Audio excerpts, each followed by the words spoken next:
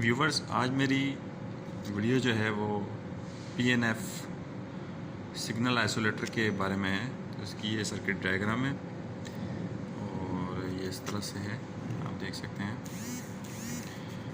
और मैं आपको बताऊंगा कि इसमें ये डिप स्विचेस का क्या रोल है, मतलब इसका क्या काम है। और एक एक्सपीरियंस आपके साथ शेयर करूंगा कि ये मेरे पास लगा हुआ था एक RTD के ऊपर, उस पर प्रॉब्लम आ रही थी। उस पर प्रॉब्लम क्या आ रही थी कि उसकी जो वैल्यू है, जैसे हमारी फर्नेस की ट्रिपिंग जो है वो 38 सेंटीग्रेड पे है। अब हो क्या रहा था कि ये एकदम से हमारे पास फॉल्ट आया कि बार बार ट्रिपिंग आ रही है। हमने चेक किया तो वाटर टेम्परेचर तो नॉर्मल था, 32 था, लेकिन ये जिस RTD पे लगा हुआ था, फर्नेस ऑन करने के बाद उस पर ट्रिपिंग आ रही थी, फ्लक्चुएशन आ रही थी। 32 से 38 के दरमियान 40 तक जो है वो एक रेगुलर फ्लक्चुएशन आ रही थी। तो हमने जो फर्नेस जिसने हमें OEM ने दिया है फर्नेस, उससे भी रब्ता किया, उनको भी समझ नहीं आ रहा था। तो फिर हमने जब डिटेल में इस सिग्नल आइसोलेटर को स्टडी किया तो हमें पता चला कि इसमें कुछ ऑप्शंस हैं जिसको हम यूज़ कर सकते हैं। तो हमने क्या किया कि ये जो 10 हर्ट्ज़ लिखा हुआ आ रहा है ना, 5th नंबर डिप स्विच की बात कर रहे हैं, उसको हमने ऑन किया तो हमारी फ्लक्चुएशन बंद हो गई। तो फिर मज़ीद हमने इस पर ये 10 हर्ट्ज़ भी करके देखा, 100 भी करके देखा। 10 पे फ्लक्चुएशन थोड़ी कम हुई थी, लेकिन 100 पे बिल्कुल ओके हो गई। तो हमने इसको 5th डिप स्विच को ऑन कर दिया, पहले सारे ऑफ थे।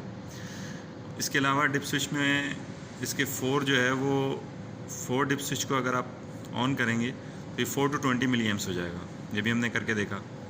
दूसरा, अगर आप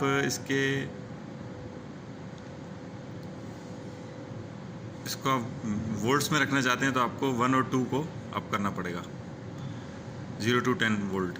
ये 0 to 20 मिली एम्प्स को 0 to 10 वोल्ट में कन्वर्ट करेगा।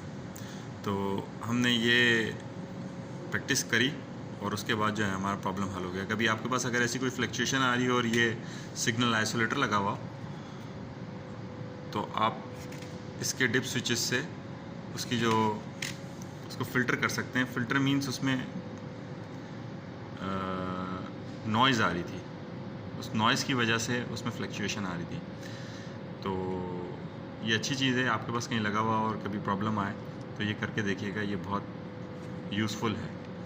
नॉर्मली क्या होता है कि इसका यूज़ कहाँ होता है कि हमें PLC को सिग्नल देना है 4 to 20 मिली एम्प्स का, तो हम बीच में ये लगाते हैं कि अगर कोई वोल्टेज स्पाइक आता है या कोई फ्लक्चुएशन आती है या कोई शॉर्टेज आती है तो ये ख़राब हो जाए, हमारे PLC पे इफेक्ट ना जाए। या कोई कार्ड लगा हुआ है, जैसे हमारे पास ये डायफॉक के ऊपर लगा हुआ है, फर्नेस के डायफॉक पे, तो ये कभी प्रॉब्लम आए तो हम इसको उससे ये चीज़ ख़राब हो जाए, बनिस्बत इसके कि डायफॉक बहुत महंगी चीज़ है या PLC का कार्ड महंगा होता है, कॉस्टली होता है, वो ख़राब हो जाए तो हम इसको यूज़ करते हैं as a isolator, signal isolator. तो मैंने आज ये आपको बताना था। वीडियो अच्छी लगे तो लाइक कीजिएगा, चैनल को सब्सक्राइब कीजिएगा।